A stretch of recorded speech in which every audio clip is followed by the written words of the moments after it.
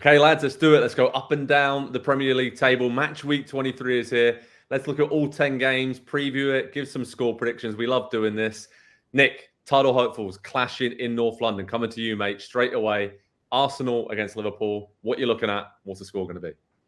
It's a massive game for the hosts. It's an absolutely massive game for Arsenal, and I think their entire season can swing on this game in either direction, Joe, because you're talking about a team that has lost this game, granted in the FA Cup a month ago. They're at home against a red-hot Liverpool team. And the way that a win would mean, what it would mean to have Saka or Odegaard or whoever else be the hero, Kai Havertz, right? Whoever it is that steps up and be that hero and propel you back into the title discussion, or have you lost again to a good team, slowed the momentum from 2 straight wins? And Liverpool really feels like they're playing with house money at this point. People didn't expect them to be in the title discussion. They're there and riding this surge of momentum that's come from their legendary manager saying, this is going to be my last ride. So it's all the momentums with Liverpool here.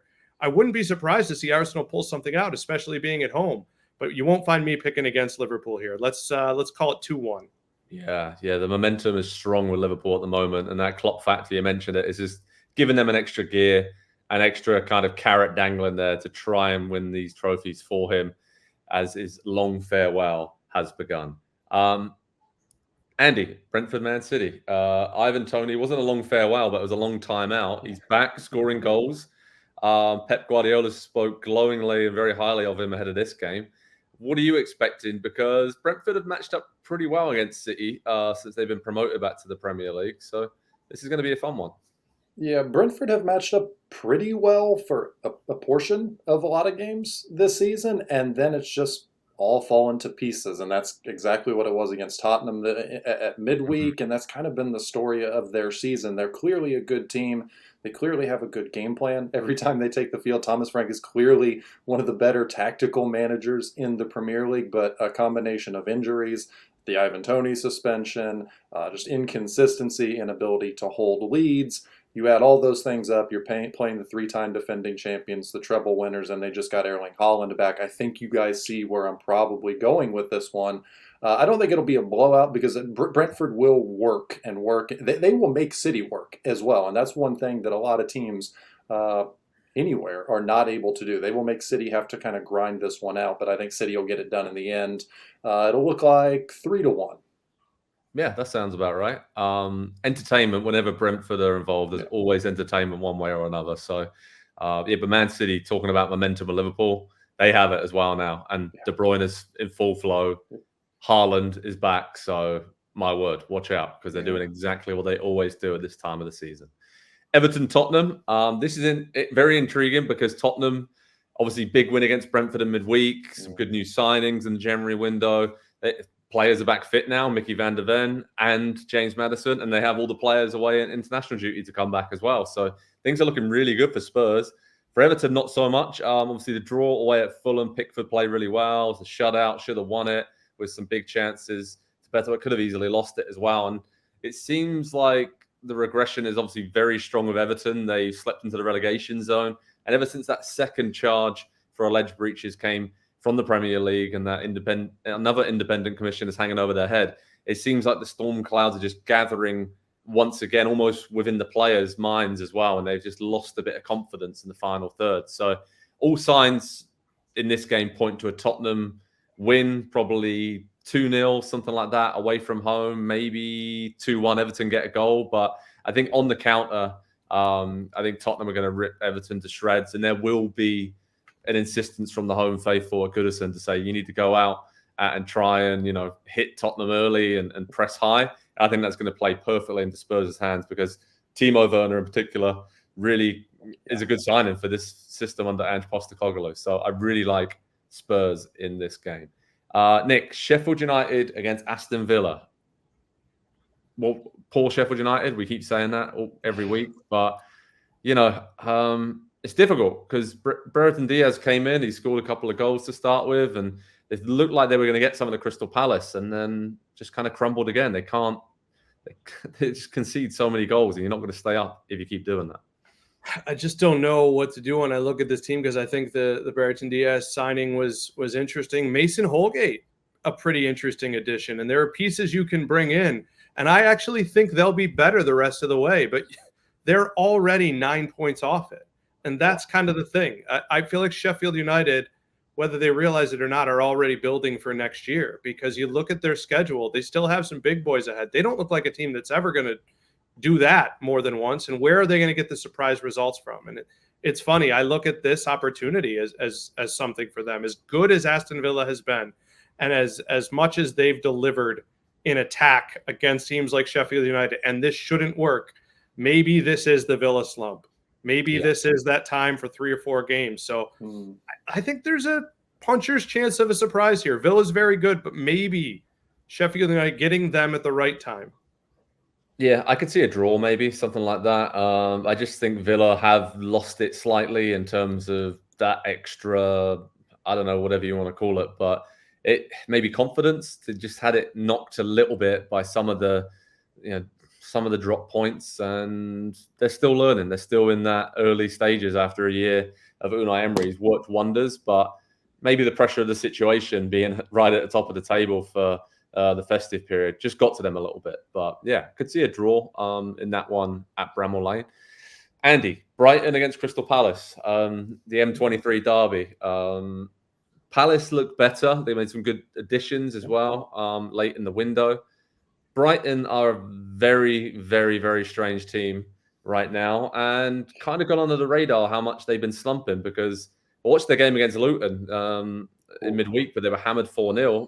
And they were terrible. It's probably the worst I've ever seen Brighton play. And Roberto De Zerbi let his players know. So I guess, is this a good game to have your local rivals or your big rivalry game on the back of that? Or is it that could work either way, right? Yes. Yep. Yeah, it could go. I mean, it could be 4-0 one way. It could be 0-4 the other way. Just kind of the way. 1 win in 7 for Brighton, by the way. You're absolutely right, Joe. And even if you go back to late September, they've won 3 games in 4.5 months at this point in the Premier. It's been a really tough run, and I know that they had Europa League in there, and that took probably a lot out of them.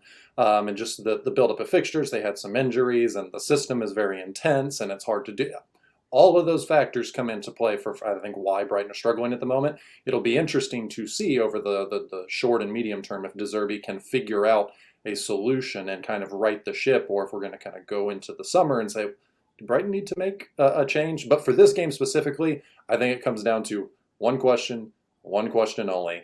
Is Michael Olise fit, healthy, and playing? And after coming off with another possible precautionary injury last week, it looks like he's going to be back and he's going to be able to play. So fingers crossed. Michael Olise has been absolutely incredible since he returned from that hamstring injury in November.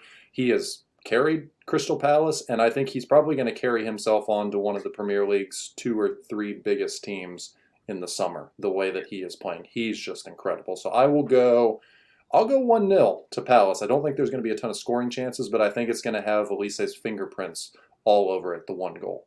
Yeah, that's a good shout. There's never many goals when these two teams meet, and it's always a very tight, tense game. So, but Olise has been great. He really has been. Nick, your Newcastle side were great when they beat Villa in midweek. So can they follow that up? They got Luton, and they're looking for revenge against the Hatters.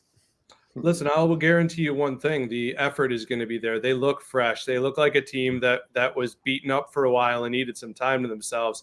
The bigger issue here is Alexander Isak might be amongst the more underappreciated players in the league, and it looks unlikely that he'll be ready to go with a groin injury. And even with Harvey Barnes, he's going to be back. Callum Wilson should be available as well. Man, there's a talismanic quality to Isak. And so I think Newcastle will have a better performance. I just would have told you in any other situation, I would guarantee a win. But you got to find that guy who could finish. And I don't know that Wilson is going to not have to knock off some rust. So there's a real chance for Luton here to get something if Newcastle can't finish. But I would also expect a lot of chances for the Magpies. Yeah, I think so. I think Newcastle are going to win. But Luton, what a season they're having. And we've said it, a few times. They are really that team that doesn't care the style of play. They just play to their strengths. Are horrible to play against, especially at Kenilworth Road. And I would really love to see them stay up in the Premier League this season. That would be an incredible story. for the Hatters. But Newcastle, I think, will win this weekend. Chelsea against Wolves, Andy. Pochettino under a bit of pressure again. It's basically win the league couple bust for him right at the moment, because they are losing more and more ground on top four. Champions League seems like a pipe dream at the moment. So Wolves isn't really the team you want to be playing if you're Chelsea. And that is not a good matchup for them, as we saw in the reverse fixture. But obviously Wolves came out on top. Yeah, I'm looking at Chelsea's fixtures from this season. They have wins over Luton, Fulham, Burnley, 9-man Tottenham, Brighton, who we just discussed in a very long, prolonged slump, Sheffield United, Crystal Palace, Luton, and Fulham. They have not beaten a good team, I don't think in the top half other than Spurs, who ended up with 9 men in that game this season. They need, and not that Wolves would be a signature win, but it would be something to kind of hang their hat on just a little bit, that they're able to go out there against a team who's very kind of methodical, would you say is a good way to describe Wolves? They're a bit more than just a defend and counterattack team that they've been in the past. They've got a bit of possession to them, and they can play a little bit. I think they're going to give Chelsea trouble in this one. I look at Chelsea and they're starting to get players back, I know, but that doesn't mean immediately that the quality and the performances are going to be there. Now we're kind of looking almost at a preseason and start of season run for Chelsea, like what it should have looked like back in August and September, when Pochettino has all of these new players and has to start working with them and fitting them together. It's a little bit more difficult to do that in the middle of the season when you're sitting in the middle of the table and you're Chelsea and you've spent all that money and the expectations are what they are. So all of that to say, I think it's a 1-1 draw, and Wolves are very happy with that, I think, and Pochettino is going to be disappointed again. Yeah, I can see that. And what I love about this round of games is it's that round where teams have played each other quite recently, just the week before Christmas. So there'll be some really tight battles, different tactical tweaks we might see. And Nick, Man United, they'll be looking for revenge against West Ham, because the Hammers beat them just before the holiday period. And David Moyes' side are doing okay. And I mean, Man United had that incredible win against Wolves, though, right? Which will give them confidence. But I just don't know where to go with Man United. I'll tell you what, to me, Joe, this game happening around Groundhog Day is big. Whether or not Punxsutawney Phil Jones will be there or not, I look at this and I say, here is a team that was absolutely thrilling in that game against Wolves. They kept attacking. Even when Wolves fought back, even when they put Harry Maguire and Johnny Evans in, there was still an impetus to get that next goal. And it was exciting. And yet I sit here looking at them and I expect them now. I have learned the lesson of Andy Edwards. I've studied at his school. I can't expect them to show up at a second game in a row. They really haven't beaten anyone besides Villa this year. And so I go back to Groundhog Day and I want to quote the great Phil from the movie. I'll give you a winter prediction. It's going to be cold, it's going to be gray, and it's going to last you the rest of your life. Wow. Manchester United, if they don't win this game, how are we supposed to ever believe in them? Yeah. So what are we saying is going to be the result? Oh, they're going to win 2-1. All right. Yeah. 97th minute winner, probably. Yep. Scott McTominay, obvious. A win that solves none of their problems and makes nobody happy. Paper over those cracks. All right.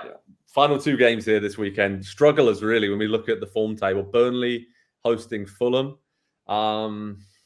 Again, I'm a bit worried about Fulham. We talked about them a lot. The stats, they're regressing.